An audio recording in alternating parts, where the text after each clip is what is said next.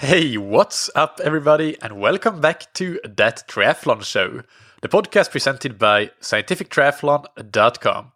I'm your host, Michael, and this episode is Q&A number 20. As usual, if you have any questions that you want me to answer on the podcast, then you can send them to michael@scientifictriathlon.com or send them through the Facebook Messenger widget on my website, scientifictriathlon.com. So today, there's no sponsor, but I want to take just a quick minute to remind you that I'm currently launching my new intermediate Ironman training program. So there are a few more days to take advantage of the launch promo that I have, during which you can get 60% off the regular price of the plan. And as you know, I'm a big fan of individual coaching, and I think nothing compares even closely to getting an individual coach, but that's not something that is available to everybody for mainly cost reasons, I guess. So a good generic training plan can get you a real long way to achieving your triathlon goals when you can't afford that individual coach. And as far as training plans go, I've made my absolute best. I've put a lot of time and effort and also money into making sure that this plan is the best out there. That is always my goal. That will always be my goal with all the plans that I come out with. That they should always be better than my previous ones, and they should be better than anything else that's out there. So that's what I'm shooting for, and I hope that you'll agree as you go through this plan. It's 20 weeks long, so that's more or less 5 months to prepare for your Ironman, and on average, you will be training for 11 hours per week. One thing that I have gotten a lot of great feedback for already are the coaching videos that I have. Every week has a coaching video in the plan. So I talk you through that week and what are the most important things to consider in specific workouts and in the week as a whole. And of course, there's also an introduction video where I talk about how to use the plan as a whole and how to think about that and see the big picture. And some early adopters of the plan that got it last week or the last 10 days or so that it has been out by the time that you hear this, I've already had some great feedback for those videos. So really, thank you guys. I appreciate all of the praise for those coaching videos. So until Sunday, the 10th of February, so just a few more days as you hear this, you will be able to get 60% off the regular price. So you can get it for $30 on Training Peaks with the coupon code 60. That's 60. And the regular price after that will apply, and that will be $75. So get it by the 10th of February, or you will miss out on that. All right, so on to today's question, which comes from Søndre Halden from Norway. Hey, Søndre. It's nice to have a fellow Scandinavian writing in. Søndre writes, "Hi, Michael. I'm a follower of That Triathlon Show. Great work. I have a question about the old saying, if you're not monitoring, you can't be managing. In triathlon terms, if you are not testing the effects of your training, you can't make smart adjustments. I am a top range age grouper in the 25 to 29 age group on the Ironman distance, and I'm having trouble accepting that normal tests for swim, the CSS test, 400 plus 200 meter, and FTP test on the bike, 20 minutes, and a 5K run as a run test. I feel that all of these tests are too heavily testing VO2 max and also anaerobic capacity, and not the long distance grinding capabilities. So question number one, how relevant are these normal tests, the standard tests for Ironman athletes? All right, so I'll stop there and answer this part of the question first. I think that they're still very, very relevant because even though you are right in a way that you're saying that they're testing VO2 max quite a lot, it's not all VO2 max. It definitely has more of an endurance component. But VO2 max, even if it was a pure VO2 max test, VO2 max is a great predictor of endurance performance in all endurance events, including Ironman. If you have a good VO2 max on the swim, bike, and run, of course, you're going to have a different VO2 max in the different disciplines. Then you are likely going to be a very good Ironman athlete. Of course, you need to put in the work to get your endurance up there, but when you have that good VO2 max, that's really not that difficult. Of course, VO2 max is not everything. But regardless, if you're a professional or you want to be a top age grouper and place on the podium, for example, in your age group, there is definitely a certain level of VO2 max that is required, without which you cannot achieve those goals. So let's talk about the bike, for example, the 20-minute FTP test, because most people are familiar with that. In that test, in a 20-minute all-out time trial on the bike, roughly 90% of the energy for that sort of effort comes from aerobic metabolism. There is a slight individual variation, of course, but let's, for argument's sake, compare a more anaerobic athlete who gets 12% so from anaerobic energy. So that would be like only 88% aerobic. And we compare that to a diesel engine who gets only 8% of their energy for that 20-minute effort anaerobically. Let's say both of them hold 300 watts for that 20-minute test, and that means that aerobically the diesel engine produces 276 watts and the anaerobic athlete 264 watts. So there is a 12-watt difference there, which is of course significant. It likely means that the aerobic athlete, assuming they both do like good training, they prepare properly for the Ironman, they put in the distance, the hours on the bike. Assuming they do that and they come to the Ironman with this sort of fitness, maybe this is what they would have tested the week before the race, then yeah, the person that both of them did the same test, but the person who is more aerobic is probably going to be faster if we assume that everything else is equal, like aerodynamics and so on, and nutrition. There are plenty of things that go into this, of course. So testing is not by any means like the be-all end-all to how you will perform. But it does provide excellent benchmarking. But that 12 watts, it's percentage-wise, it's not that big really. And even then, like on a day-to-day basis, you will probably have a variation of 12 watts from how much you can perform on one day. Today is Thursday, if you listen to this as this comes out. Compared to Friday, it's probably going to be a 12-watt difference between those 2 days. So it is significant, but it's not massive. So it comes back to the fact that roughly 90% of the energy for an FTP test comes aerobically. And an Ironman event is an aerobic event. So it's 90% there in making it a very good test. It is already a very good test because it is so heavily weighted towards the aerobic side. Then on the run, just as a note, I personally prefer to use 20 minutes as well rather than 5K for this very reason. Like if you have a faster runner, somebody who is running 16, 17 minutes on the 5K, it can, the emphasis of VO2 max becomes even higher, and perhaps you can use more anaerobic energy than the 10% that we talked about for the 20-minute test. We usually consider VO2 max intensity. That would be your 6 to 8 minute time trial pace. So even if you're somebody who can run 14, 15 minutes for a 5K, you're still not running at your VO2 max, really. But still, like I prefer to use the 20 minutes as a standardized time rather than a standardized distance. And actually talking about that, the time trial, the VO2 max time to exhaustion, I guess, which is 6 to 8 minutes usually. If we add 12 to 14 minutes to that to get to the 20-minute mark, then that it starts to become clear that even though you're working above your anaerobic threshold, it's not a sustainable pace, you're not that far above it. So it sort of evens out most of the differences that you would see in those shorter tests, like a pure 6-minute time trial, for example, for anaerobic versus aerobic athletes. So the one thing that it perhaps does not even out as much is, let's say you have one athlete that has a higher VO2 max than the other, but the second athlete has a greater running economy. Perhaps over the long distance, he can make that running economy count a bit more. Over the shorter distance, probably not as much. So he or she will test slower than the VO2 max strong athlete, so to say.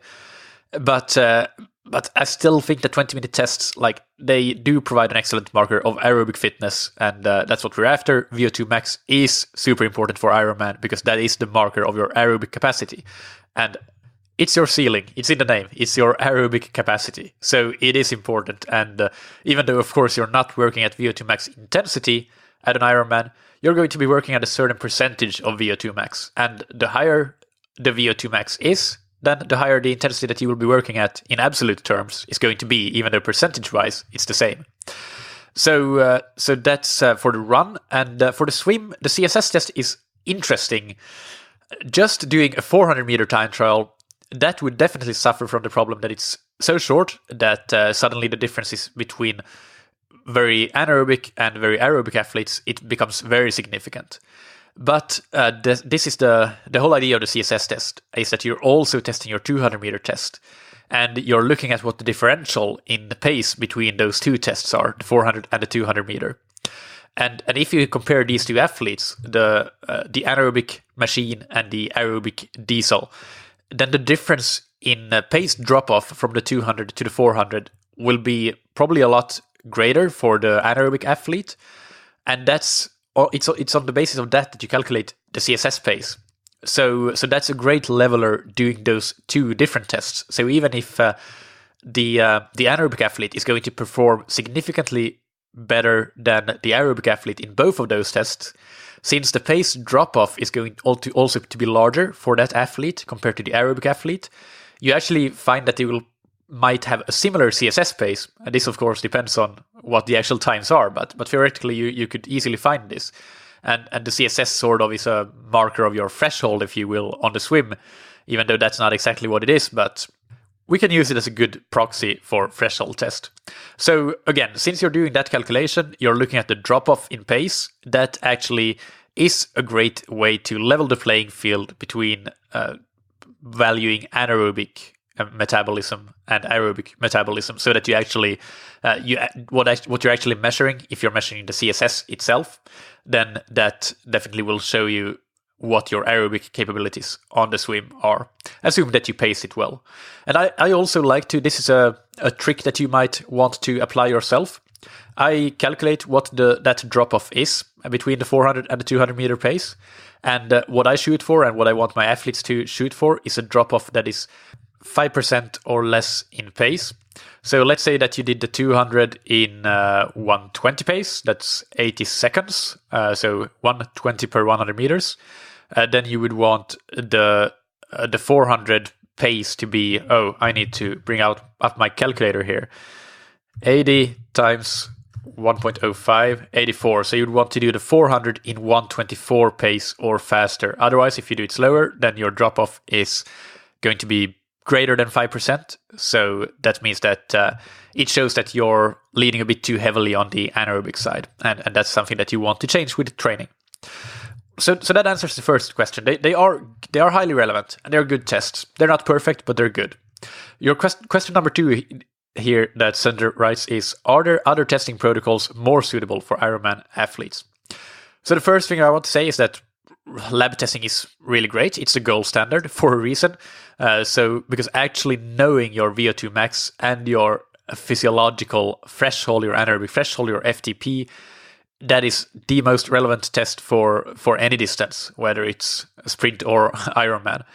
And in terms of field tests, if you have the mental fortitude and the pacing skills, then yeah, it might make sense to make those common tests, those standard tests, even longer. So, for example, do a 30-minute TT on the bike instead of a 20-minute, and on the run as well, and do a 1,500-meter swim time trial. So those are some examples. Those are great tests, and they will definitely be even more aerobic and emphasize the aerobic endurance in the athlete rather than the anaerobic side. So perhaps they might be better tests for an Ironman athlete, but the difficulty with these tests is that since they are longer, 50% longer in the case of the time trials on the bike and run, and a lot longer in terms of the time and effort required for the swim especially, it does require that mental fortitude and pacing skills. It becomes perhaps a bit more difficult to work them into the training schedule and make sure that you can recover for them and be ready for them both mentally and physically. For the run, you could just do a 10K race. That would be a great benchmark for sure. But to sum up, I guess that, yeah, I mean, if you can make it work, like with your physical, physiological, and mental well-being, as well as work it into your schedule in a smart way, then it might make sense to go for those longer tests. Absolutely. But I'm actually going to make a big reveal right here, right now, and more information will follow on the podcast in just a couple of weeks. But my preferred method of testing athletes, and again, regardless of distance, and for now I'm only doing it on the bike, but that is to use a special critical power test that consists of a 15-second sprint, a 4-minute time trial, and a 20-minute time trial. And I then analyze the data, and I use a software called Inside, which is created by physiologist Sebastian Weber. He's a really, really great German exercise physiologist and a coach. He's worked with athletes like Peter Sagan and Tony Martin that I'm sure most of you are aware of. So with that, I can get the full metabolic profile of the athlete. And the greatest thing is that the accuracy of this testing, it's 2.2%, which is as good or better than the gold standard lab testing. For various reasons, I've talked because I'm very interested in potential error sources coming from an engineering background, and quite a lot of statistics is what I focused on as well, and measuring errors, that sort of thing. So I talked quite a lot with Sebastian when I got onboarded to using this program about how it can be so accurate. And without going into detail, it really is that accurate. Which is quite incredible. But I'm sure Sebastian will talk more about that when I have him on the podcast very soon. But since this is a test that you can do anywhere in the world, you just need your power meter. But again, right now it's only for the bike. But I'll soon open that up as a service to any athlete, so not just my coached athletes. So stay tuned for that. But that is by far the best testing method in my opinion. Because what I then get is not just the accurate threshold and VO2 max, which again is that's definitely a disadvantage of these 20-minute tests, that the thresholds that you don't get VO2 max. You get a threshold if you use the standard 95%, but that's usually not really accurate. What I've seen when I've been able to compare my athletes' field tests with lactate tests, for example, is that percentage should usually be between 90 and 95, but let's say between 90 and 92 is more common, or 90 and 93%. So 95% overestimates the threshold most commonly. But in addition to getting the accurate threshold and VO2 max, so not overinflated versions of them, I also get the lactate building rate, VLA max. So that is like the anaerobic equivalent of VO2 max, if you will. So, and that's something that most people, they don't even know how this VLA max, the lactate building rate, is super important for endurance performance. And specifically for long distance athletes, for Ironman athletes, you want to have a low lactate building rate. And why is this important? Because your threshold, your FTP, whatever you want to call it, which I think we can all agree is massively important, it is determined to something like 98% by only two variables, and those are VO2 max and VLA max. So those two variables, the aerobic capacity and the anaerobic capacity, if you want to use that term, those two variables are the only ones that really impact your FTP. So to give you an example, let's say we have two athletes that are both 75 kilograms, both have an FTP of 250 watts. Here's the interesting thing. Rider A, he may have a VO2 max of 50, and rider B may have a VO2 max of 63. So that's a 26% difference in VO2 max. That's something that anybody listening to this would probably kill for, to get that sort of VO2 max improvement.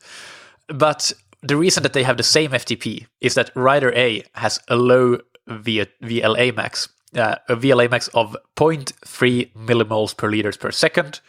And this is around the level that you need to be a professional Ironman athlete. But age groupers can achieve this level. Much like for most age groupers, it's impossible to achieve professional level VO2 max because they're typically limited by genetics. And if not by genetics, then by the time they have available to put into training, which definitely is one big component of getting a high VO2 max. But VLA max, it's easier to get to that level for an age grouper. Rider B, the one that has a 63 VO2 max rather than 50, he on the other hand has a VLA max of 0.9, which is around the level of a sprinter type cyclist. So same FTP, vastly different metabolisms. So now, if we can train rider A to get to a VO2 max of, let's say, 60, his or her FTP will go from 250 watts to 310 watts. So that's a 60 watt increase by increasing VO2 max by 10. That's, of course, a big increase in VO2 max. So that's quite difficult, but it might be possible, depending on how that athlete has trained in the past, what their history is, and what their genetic capabilities are. But the training that will take that athlete to a 310 watt FTP is going to be totally different from the type of training that rider B has to do to get to a similar FTP. Because for rider B, what we want to do is to train them to decrease their lactate building rate. So let's say that we can reduce the lactate building rate from 0.9 to 0.5. And remember, for reference, that rider A was at 0.3. But even if we can just get to 0.5 for rider B, then we can increase their FTP to 300 watts without changing VO2 max whatsoever. So, in my opinion, this is because this testing method, the critical power test with inside software, that gives me the full metabolic fingerprint, including all of these metrics, the VO2 max, the threshold, and the VLA max, plus carb and fat combustion, which is of course as well super important for any athlete, but especially for long distance triathletes. For these reasons, this is by far the superior testing method to any other, because even in most lab tests, you don't get to know your lactate building rate. And when we know both your lactate building rate and your VO2 max, that's when we can really know what type of training it makes sense to focus on for that individual athlete. You could test VLA max in a lab fairly easily, even yourself with a friend if you have a lactate meter. But again, as I said, for some reason, most labs seem not to offer that service. I don't know why, perhaps because it's not fully understood how important this is to performance. But the way that you would do it is to simply warm up on the bike and measure your baseline lactate after that warm-up or at the end of that warm-up. Then you would do a 15-second all-out sprint. You would measure your lactate levels, for example, every other minute. So after 2 minutes after finishing the sprint, 4 minutes, 6 minutes, maybe 7 and 8 minutes, until you get to your lactate peak. So you reach your highest lactate number, and then the lactate starts to drop, because it will take a while for that lactate to get from the muscles into the blood flow so that you can actually measure what your peak lactate was. So you would take this peak lactate, and you would subtract your baseline lactate from that, and that would be how much lactate you built up. And you would divide this amount of lactate by 12 seconds. And why 12? That is because during the first 3 seconds or so of the sprint, you are using direct energy sources, creatine phosphase and ATP perhaps, rather than producing glycolytic energy with lactate. So that's why we take 12 seconds and not 15 seconds. So let's say that your baseline lactate was 1 millimole and your peak lactate was 10 millimoles. Then you would take 9 millimoles per liter and divide that by 12 seconds, and that would be your lactate building rate. So that was that explained, I guess. I've just had to go back and look at the question. Other testing protocols more suitable for Ironman athletes. Now, having gotten used to getting data from my athletes with VO2 max and VLA max, I would not go back to any other way than this. That's but you can test VLA. You don't need to use the software to get VLA max. You can use it with a lactate test, like I just described. And what you can then do is you do a separate field test. You do a 4 or a 5 minute time trial on the bike, and that will give you your power at VO2 max. It won't give you your VO2 max, but you can get your power at VO2 max. And I'm sure there are ways, like you can probably find some calculators online to estimate your VO2 max based on that. So that shouldn't be too difficult to find. Question number 3. Lots of studies evaluate training effect in increased VO2 max and FTP. Typical Ironman training with long sessions and intervals at Ironman and half Ironman pace are usually not the best way of increasing these parameters. So by using an FTP test and having very little gain, one could think that training was ineffective. But I would argue that it's still very possible that the athlete could have improved their Ironman capabilities. Yeah, this is a great point, and it gives us an example of why it's so important to understand why you're doing what you're doing in training. So yes, you should be doing some race intensity before a race. Whether it's an Ironman, you should be doing Ironman intensity. If it's a half Ironman, you should be doing half Ironman intensity in the lead up to the race. The reason that you're doing this is it's a way to make sure that your exercise economy on the bike, on the run, and on the swim at those specific race intensities is topped up. We call this economization. But you shouldn't overdo it. I think it's a very common mistake to do too much race intensity for too long And you are right, it's not the best way to achieve any of the things we want to achieve other than economization. So we're not really seeing the same increases in FTP or in VO2 max or decreases in VLA max that I just introduced to you. So I think that starting the race-specific intensity 8 weeks out from the race, for example, that's more than enough. And it depends a lot on how you race. If you're somebody that races quite a lot, you do a lot of half Ironmans every single year and you're used to that, then 8 weeks suddenly starts to seem too much to me. Then I would say that perhaps 4 weeks before the race, then you do another build and after that race, and then you take 4 weeks before the next race and so on. You don't need to do too much of that race-specific intensity. And that is a common mistake that a lot of age groupers do. They train too much at race intensity, and in this case, in half and full Ironman, that's not really effective training. It's a different thing if you're training for sprint and Olympic distance races, because those are more useful, more beneficial intensities because they are close to or above your threshold. So those are very useful intensities to be training at physiologically as well. But yeah, I mean, 8 weeks, if you're not racing very many races each year, then that 8 weeks period is quite good, I guess, as a rule of thumb. But it is more than enough. You don't need to do more than that. So I do, in many cases, start much later with my athletes, depending on their race schedule. So my suggestion for what to do here is that as you enter the final part of your race preparation, so let's say that you do you do 5 weeks of race intensity and 1 to 2 weeks of taper before your race. During that period, you're no longer looking to increase FTP or VO2 max or reduce VLA max.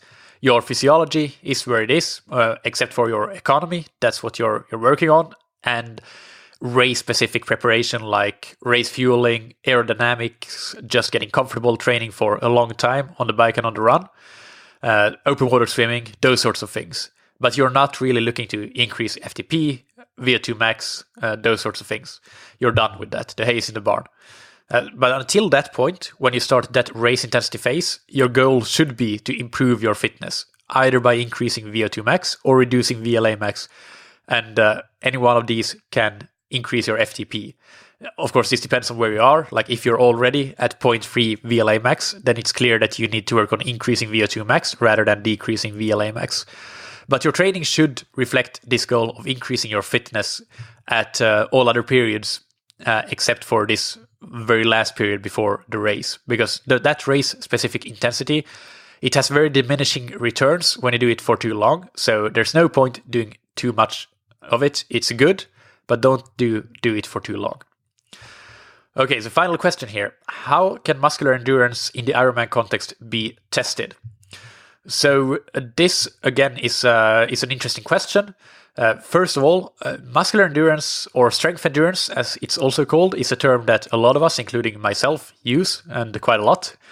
It doesn't necessarily have a very clear definition, at least that I'm aware of. Somebody may correct me, but not really a specific definition that comes to mind for me, at least. But for the listeners that may not know what it is, when we refer to this, we often refer to workouts that are muscular endurance workouts. That's how I refer to it, at least. So on the bike, a great example would be doing intervals at low cadence. So you need to produce the power, that your target power, whatever that is, using a higher torque rather than a higher cadence. So that means that you're basically you're forcing your muscles to work more than your cardiovascular system. What a lot of people don't know is why we do this. What is the whole purpose of this? Well, the idea is that you can convert some of your super fast twitch fibers, the 2X fibers, to more moderately fast fibers that also have some mixed capabilities. So they are both fast twitch, but they have some slow twitch capabilities. So they are called the 2A fibers. They are the middle type of fibers. So we convert the Usain Bolt 2X fibers to the 2A fibers. And the 2A fibers that we have, we can make them more endurable. Is that a word? I think it is. Through that sort of training, through the strength endurance training. However, for this to happen, the power that we produce needs to be high enough that these muscle fibers are actually recruited. Because if the power is too low, like we're going... I know that some people say that you can do these low cadence efforts at like zone 2 or low zone 3. I disagree completely. because we're not recruiting these fibers at those intensities. We're only recruiting slow twitch fibers that we really have no benefit from training this way. So what we want to do is go at a high enough intensity that we're actually recruiting these fast twitch fibers, and that is typically, for comparison, around sweet spot intensity, maybe higher zone 3 tempo also. But sweet spot intensity is the sweet spot intensity really also in terms of strength endurance. You can go higher, you can go towards threshold, but then of course you can do less total work. So it really depends on what you want to get out of it. But you should be at minimum at that high zone 3 but sweet spot intensity is like, that's the mark to shoot for, in my opinion. That's where the bulk of strength endurance training can fall. And that's something that, for example, this was not planned, but in my intermediate Ironman plan that I just talked about earlier, you'll see a lot of these workouts like sweet spot intensity or zone 4 intensity with these low cadence efforts. And that's all to doing this work with the muscle fibers, transforming the fast twitch fibers to mid twitch and slow twitch, or making them more endurable, so to say. And also this type of training, it reduces VLA max. Again, so it all comes back to that, which we already talked about. If you can reduce VLA max, your FTP is going up, all else being equal. So bingo, that's how we do that. So muscular endurance training, strength endurance training, it's a way to get to VLA max and train that, and specifically train it to become lower, which for endurance athletes, and now I'm not talking about sprinters, but I'm talking about like time trial, steady endurance athletes like Ironman, half Ironman. We want that lower VLA max. So to answer your question, how do we test muscular endurance? Well, since the goal of that muscular endurance training is to lower VLA max, you do it by testing your VLA max, which I described before. You can do it as a lactate test, the 15-second sprint test, or you can do it as part of that critical power test that I described, just using your power meter and the Inside software. So with that, I'll link to Inside, by the way, and I'll also link to a great YouTube video with a workshop that Sebastian from Inside did in Boulder in the summer of 2018, I think. That is great and goes into a lot of this physiology. I stole my example with the 250 watt FTP rider from that presentation because I didn't have the numbers. So that's from there, full credit. I'll link to all of that in the episode description. Just note that it's not available to athletes. You can't go and sign up for it. It's only available to coaches. So you have to go through a coach to do that testing. And there are some coaches that do it. I will personally open up my testing service for it within the next few weeks. So definitely feel free to email me or message me already if you are interested in doing this sort of testing and getting the results and the analysis, and importantly, the training prescription. Like, what does this mean for you? What will be your best type of training given your metabolic fingerprint? All right, so that's about it. Remember, as I mentioned before the show, the intermediate Ironman training plan, a few days left to get it at the now or never 60% discount. It's the coupon code is 60, and that will give you the plan for $30 on Training Peaks rather than the regular price of 75, which will apply after the 10th of February. So I'll link to that in the show notes, or you can go through my website and just in the menu you have a tab called Training Plans, and you just click through to the intermediate Ironman plan, and that will take you where you need to go. Thank you, as always, for listening. Keep training smart and keep loving triathlon.